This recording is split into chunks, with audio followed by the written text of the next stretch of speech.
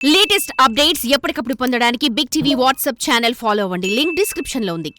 తమ ఇంట్లో పుట్టింది ఆడబిడ్డ కాదు, మహాలక్ష్మి అనుకున్నారు. అల్లారు ముద్దుగా పెంచారు. బుడిబుడి అడుగులతో నట్టింట నడియాడుతుంటే తమంత అదృష్టవంతులు లేరు అనుకున్నారు. అనుక్షణం కంటికి రెప్పలా చూసుకున్నారు. రోజు రోజుకు పెరిగి పెద్దవుతుంటే మురిసిపోయారు. పెద్దయ్యాక ఓ అయ్య చేతిలో పెట్టారు. కష్టపెట్టబోకని అల్లుడు కాళ్ళు కడిగితే కాపు కాయాల్సిన వాడే కర్కోటకంగా మారాడు.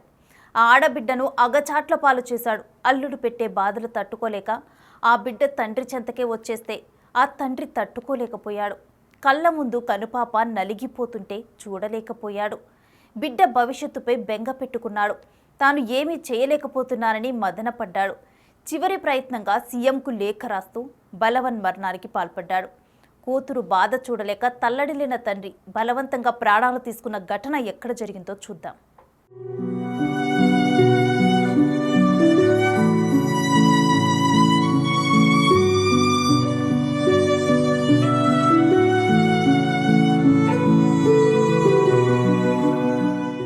నెల్లూరు జిల్లా కలిగిరి మండలం తూర్పు దుబాగుంటకు చెందిన బొట్టా శ్రీనివాసులు 30 ఏళ్ల క్రితం గ్రామాన్ని వదిలి ఉపాధి కోసం విశాఖ జిల్లా భీమిలికి వెళ్లాడు. అక్కడ ఇటుక బట్టీల వ్యాపారం చేసుకుంటూ భార్య, కుమారుడు, కుమార్తెతో జీవనం సాగిస్తున్నాడు.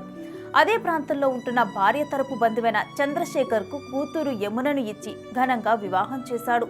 ఈ దంపతులకు 3 ఏళ్ల కుమారుడు ఉన్నాడు. ఈ నేపథ్యంలో అప్పటి వరకు బీడుగా ఉన్న భూముల పక్క నుంచి హైవే మంజూరు కావడంతో యమున అత్తింటి వారు భూముల ధర కోట్లు పలికింది. డబ్బు అమాంతం వచ్చి పడటంతో యమున అత్తింటి వారిలో మార్పు ప్రారంభమైంది. నడమంతరపు సిరి వారిని రాక్షసులుగా మార్చింది. యమునను ఎలాగైనా వదిలించుకోవాలని వేధించటం ప్రారంభించారు. అత్తింటి వేధింపులు తాళలేక యమున కొడుకుని తీసుకొని తల్లిగారింటికి చేరింది. కూతురు భవిష్యత్తు బాగుండాలని అనుక్షణం అనుకునే తండ్రి కూతురు పడుతున్న బాధను విని తల్లడిల్లిపోయాడు. ఆ క్రమంలోనే అత్తింటిపై దాడి చేసిన అల్లుడు తన కొడుకును బలవంతంగా తీసుకెళ్లాడు. దీంతో యమున తండ్రి మరింత కుంగిపోయాడు. తన కూతురు ఒకవైపు భర్తకు దూరమై కొడుకు కోసం అనుక్షణం ఆరాటపడుతుంటే చూడలేకపోయాడు. న్యాయం చేయమని పోలీస్ స్టేషన్కు వెళ్తే కేసు రాజీ చేసుకోమని ఉచిత సలహా ఇచ్చారు పోలీసులు. దీంతో ఏమీ చేయలేకపోతున్నానే అని మదనపడ్డాడు తండ్రి శ్రీనివాసులు. కళ్ళెదుటే కూతురు బాధపడుతుంటే బాధను చూడలేక విశాఖ నుంచి కలిగిరి వచ్చి 4 రోజులుగా తన సోదరుడి ఇంటి వద్ద ఉన్నాడు. తాను బతికి ఉండి కూతురు కష్టాలు తీర్చలేకపోయానే, చచ్చైనా చక్కబెడదాము అనుకున్నాడేమో.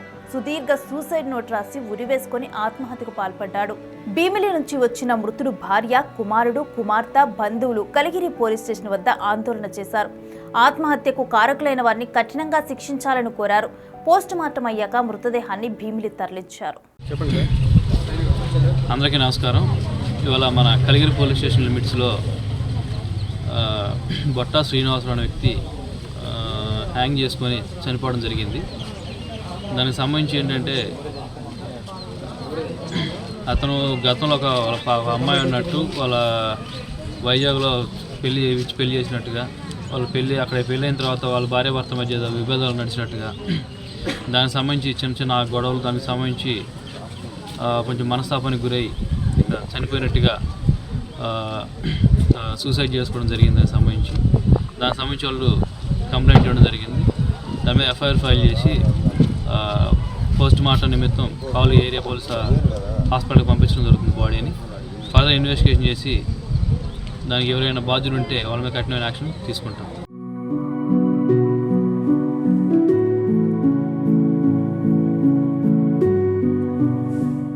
అయితే ఆత్మహత్య చేసుకునే ముందు Srinivasulu CM Chandrababu, deputy CM, విద్యాశాఖ మంత్రులకు సూసైడ్ నోట్ రాశారు.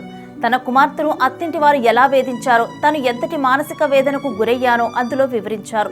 తాను కూడా టీడీపీ సభ్యుడినేనంటూ తన కుమార్తెను కాపాడాలంటూ వేడుకున్నాడు. శ్రీనివాసుల ఆవేదనతో రాసిన ఆ సూసైడ్ నోట్ స్థానికంగా సంచలనం రేపింది. ఉపాధి కోసం దూర ప్రాంతానికి వెళ్లి కుమార్తె బాధను చూడలేక స్వస్థలానికి వచ్చి ఆత్మహత్య చేసుకోవడంతో స్థానికులంతా కన్నీరు పెట్టారు. ఎంత బాధ కలిగి ఉంటే బలవంతంగా ప్రాణాలు తీసుకుంటాడు అంటూ నిట్టూర్చారు.